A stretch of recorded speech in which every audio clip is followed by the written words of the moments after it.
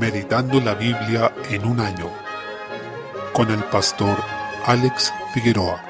Día 15, mes 7, Primera de Crónicas, capítulo 19. Se aprecia cómo se sigue consolidando el reinado de David. Este rey venció sobre distintos pueblos, en un primer término, sobre los amonitas y sus aliados sirios. La actitud de los amonitas nos enseña sobre el peligro de las decisiones necias. Parte de los factores que explican las decisiones de este tipo son el no considerar debidamente el asunto, el apresuramiento y también el suponer mala intención de la contraparte, o al menos obrar sin la suficiente evidencia respecto del actuar del otro, de lo que aprendemos que debemos decidir de una manera sabia, sobre todo en situaciones que pueden generar conflictos. Esta humillación que causaron a David finalmente resultó en una derrota no solo a los amonitas sino también a sus aliados. Ellos habían desembolsado recursos para poder contratar a mercenarios sirios, pero el Señor fue quien dio la victoria a Israel sobre ellos bajo el reinado de David y el comando de Joab. En medio de esto destaca la exhortación de Joab a su hermano Abías, en el versículo 13, cuando dijo: «Esfuérzate y esforcémonos por nuestro pueblo y por las ciudades de nuestro Dios, y haga Jehová lo que bien le parezca». De aquí aprendemos que nuestro trabajo es obedecer a Dios, esforzarnos en la obra que Él ha puesto delante nuestro, y el resultado depende de la soberanía de Dios. Él verá lo que hace con nuestro esfuerzo. Capítulo 20. El reinado de David continúa afianzándose con la victoria en Rabá sobre los amonitas, la que también fue comandada por Joab, quien quiso que la gloria de la victoria se la llevara el rey David, como vemos en 2 Samuel capítulo 12, desde el versículo 26. El rey no se encontraba liderando a su pueblo como debía, sino que se había quedado en su palacio. Fue en el contexto de esta batalla cuando David adulteró con Betsabé. Pese a esto, el Señor de pura gracia le concedió la victoria sobre los amonitas, lo que nos recuerda que nuestros triunfos no se deben a nuestros méritos, sino a la misericordia de Dios. Por otro lado, si Joab fue tan leal con un rey imperfecto y pecador, ¿cuánto más leales debemos ser a nuestro Rey Jesucristo, quien es perfecto en justicia? David venció también sobre los filisteos, derrotando a los otros gigantes que había en esa región, lugar que se caracterizaba por tener habitantes de gran estatura y fortaleza física. Conocimos anteriormente el caso de Goliat, y ahora en este pasaje se eliminaba a otros que eran como él, entre los que estaba el hermano de Goliat, llamado Lami. Capítulo 21. David censa a Israel. Encontramos una nueva caída de este rey, y en esto estamos ante un tema que es complejo en la escritura, que es el lugar que cabe a Satanás dentro del ámbito de la soberanía de Dios. Esto porque en 2 Samuel capítulo 24, que nos relata también este episodio, dice que Dios dispuso el corazón de David para que quisiera hacer este censo, porque el Señor había determinado derramar su ira sobre Israel. Pero en este relato de Primera de Crónicas, el libro nos dice que fue Satanás quien se levantó contra Israel. Lo cierto es que ambas cosas son compatibles, no se oponen la una a la otra, ya que Satanás, aun siendo lo que es, está bajo el control de Dios, lo que no significa que el Señor es el que crea el mal, ni que Satanás es una especie de máscara que Dios ocupa para hacer lo malo. Líbrenos el Señor de pensar esto. Lo que significa es que aun Satanás, en su plan perverso, está bajo el dominio del Señor, y lo torcido que él haga es enderezado por el Señor para bien, a fin de cumplir sus propósitos. Esto, de hecho, nos debe dar confianza, ya que si no fuera así, el Señor tendría toda una esfera de la creación, o todo un grupo de criaturas fuera de su soberanía, que podrían escaparse de su control y voluntad, así que esta es una razón para tener confianza. A pesar de que David pecó queriendo confiar en la carne, ya que un censo implicaba confiar en los números más que en el poder de Dios, el Señor tuvo misericordia, y es así porque, aunque envió un castigo, no fue hasta eliminar a Israel, sino que fue contenido. ¿Y qué hizo que el Señor refrenara su castigo? Un sacrificio que se ofreció en la finca de Ornán el Jebuseo. Fue ese derramamiento de sangre por el pecado lo que apaciguó la ira de Dios, y con eso se está prefigurando el sacrificio de Cristo, que es el cumplimiento de todo esto que leemos aquí, el que apacigua de manera definitiva la ira de Dios. Por otra parte, encontramos un principio en cuanto a la ofrenda, y es que debe venir de un desprendimiento voluntario, de algo propio. En este caso, Ornán quería ofrendar todo, tanto la finca como lo que era necesario para el sacrificio, es decir, los animales y los materiales. Pero David le respondió que no iba a ofrecer al Señor un holocausto que no le costara nada, en el versículo 24. Por tanto, nuestra ofrenda debe ser un desprendimiento de algo que es nuestro y que efectivamente nos cuesta, pero que no damos como una carga ni como una condena, sino en gratitud a nuestro Dios, porque Él nos amó primero. Salmo 11. En el versículo 1 vemos que la fe y la cobardía son como el agua y el aceite. No debemos confundir la cobardía con la humildad. Mientras que la humildad es una virtud que refleja el carácter de nuestro Salvador, la cobardía es un pecado que lo deshonra, a tal punto punto que los cobardes son los primeros mencionados en la lista de los que son arrojados al lago de fuego en Apocalipsis 21:8. La valentía bíblica no implica la ausencia total de temor, sino que se relaciona con no dejarnos llevar por